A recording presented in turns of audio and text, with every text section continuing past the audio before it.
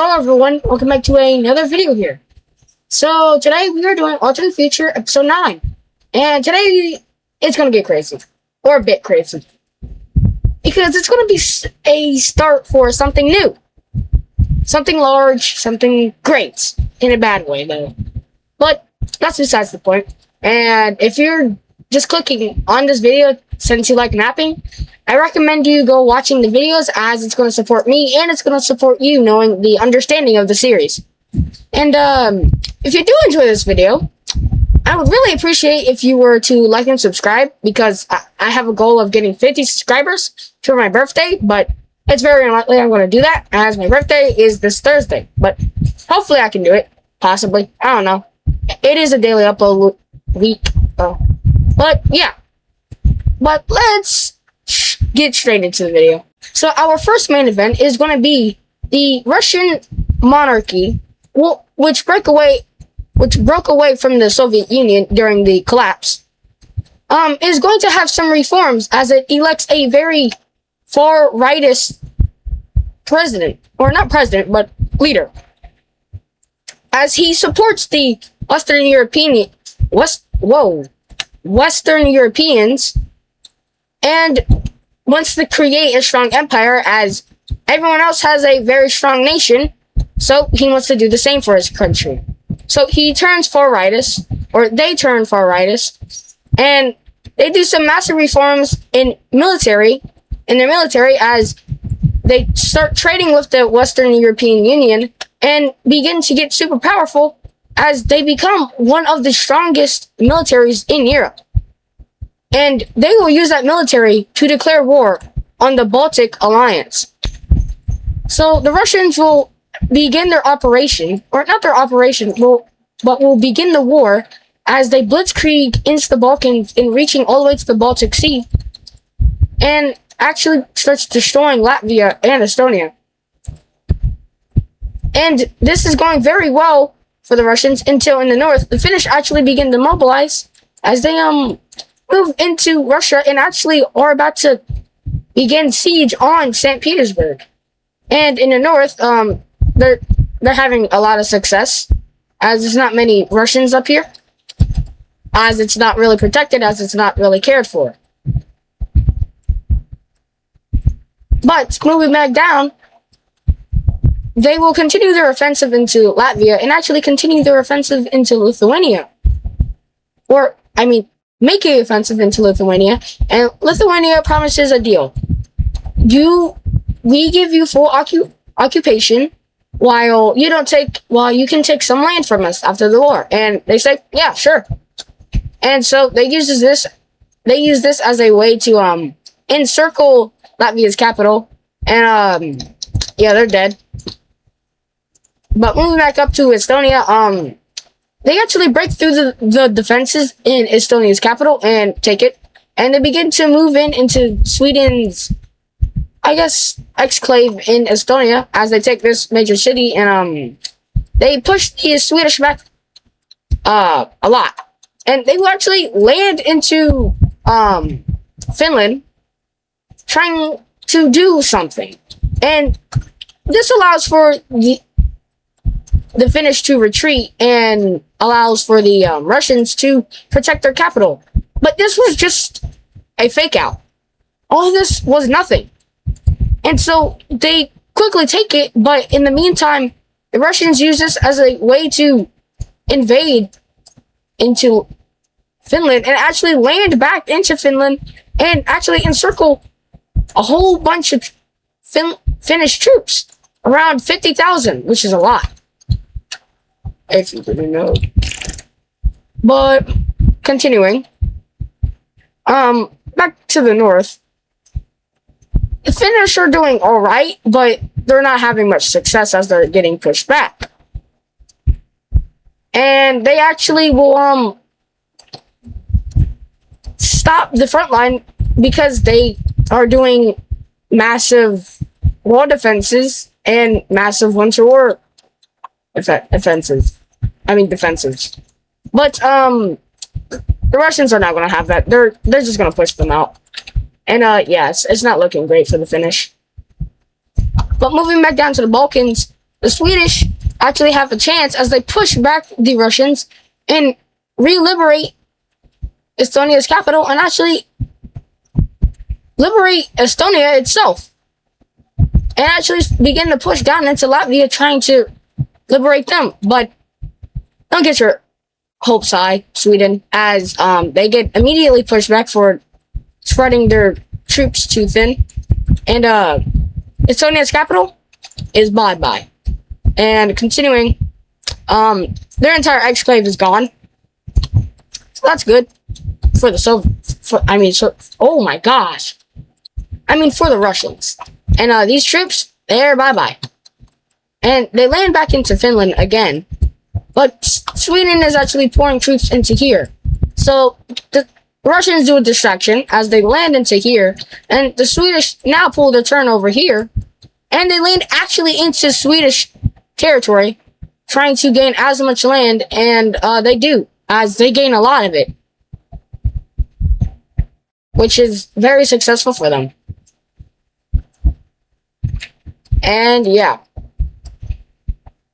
But Finland's capital is encircled. Which that was all part of their plan. As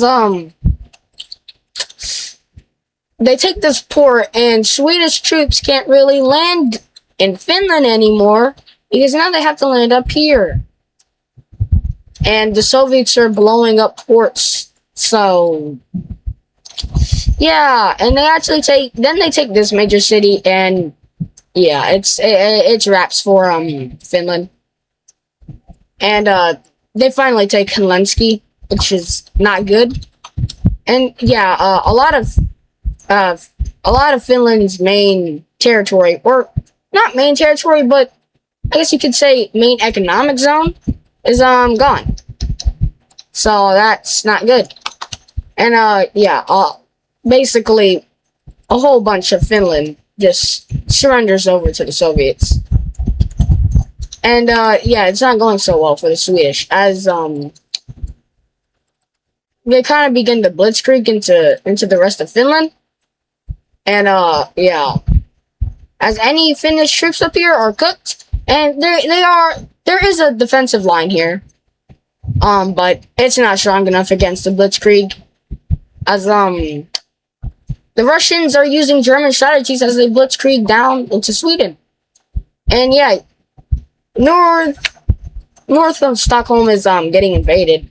And now there's a land invasion.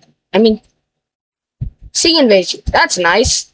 And then there's another one. And there's another one. Then there's another one. And these all connect up and they encircle Stockholm. And they say peace out, or the consequences. And they do peace out. So yeah, that's the end of the Baltic War. So here is the peace treaty. So here is the peace treaty for the large war, or the Baltic War. And a lot of countries get annexed, and thankfully Lithuania is still alive since these guys kept their promise. And they are very strong because they get a lot of economy and manpower and just population. And this shows that they are becoming stronger. And if you turn into a fascist or authoritarian state, you can become a very strong power and protect your homeland or defend it, or even just become an empire or anything that you want. And this shows the world that democracy is fading and the world is changing. And let's go look at alliances, as they were already getting supported by the Western European Union, and they like them, so it makes sense why they're allied to them. Plus, they changed their ideology to Unitedism, so yeah.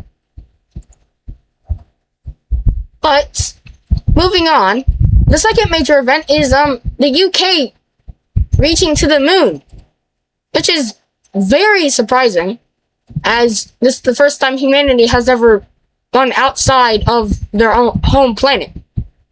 And 5 months later, and 32 days after, I mean, not 32, 31 days after, the United States also get to the moon, which is also surprising. But they got to the moon like a lot slower though, in like 1778.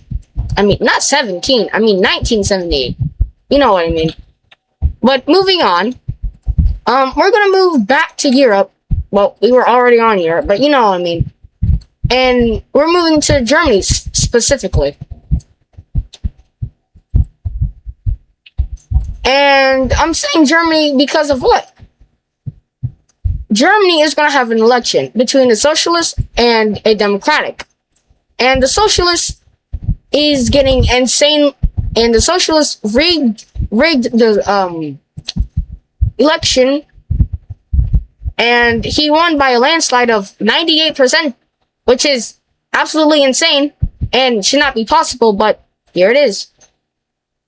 And he rigged it because he wanted to create the Fourth Reich. He wants to create Germany as a greater nation because he sees what's happening to the dangers of the world, of the dangers of his country. As they have the Western European Union on their border, they have Russia, they have the Ottomans, they have the Russian Empire, and they just have everything, which is showing the Germans need to act now. So when the socialist wins the election, he does many reforms and changes the country as a whole into a militaristic socialist / communist state.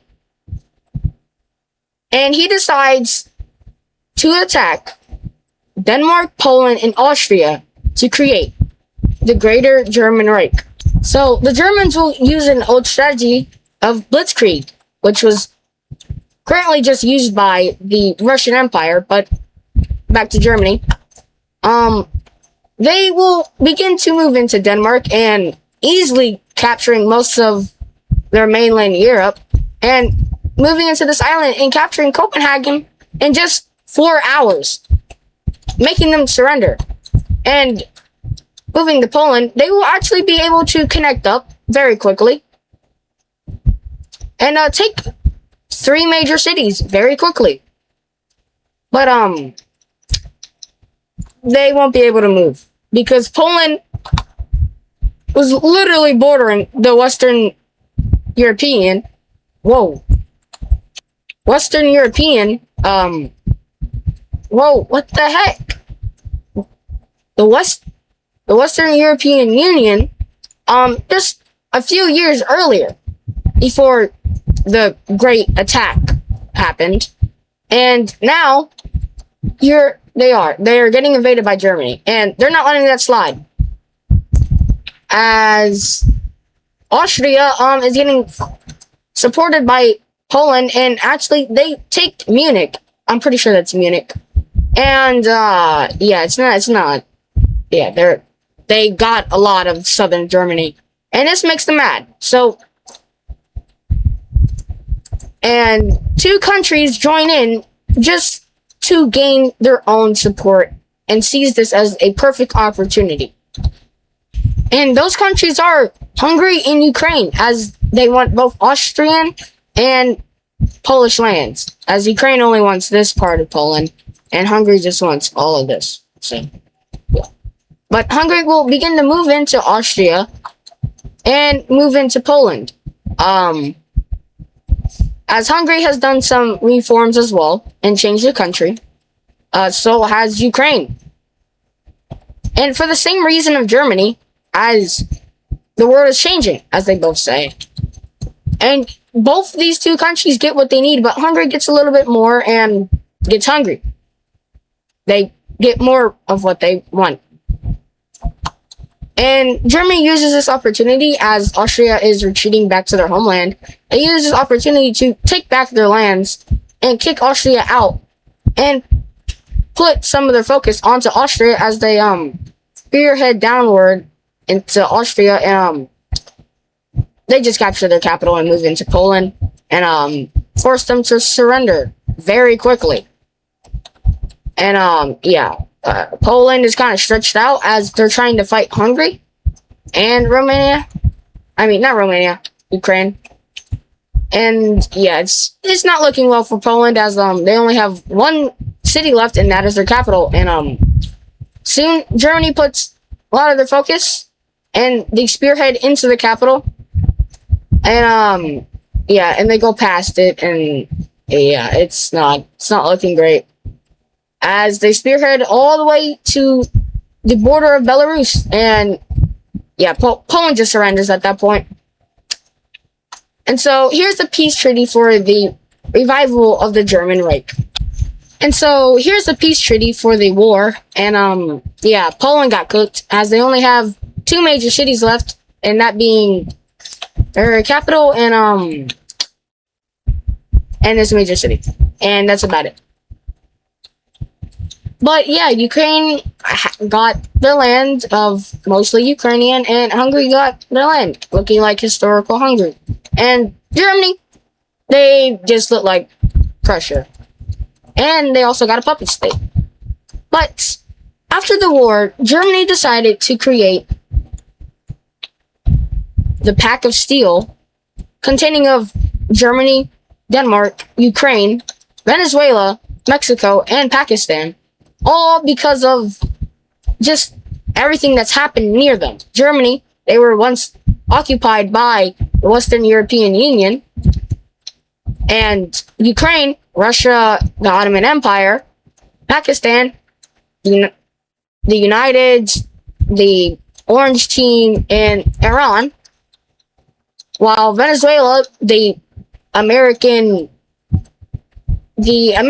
war between Brazil and the U.S., and Mexico, the U.S. and the American war.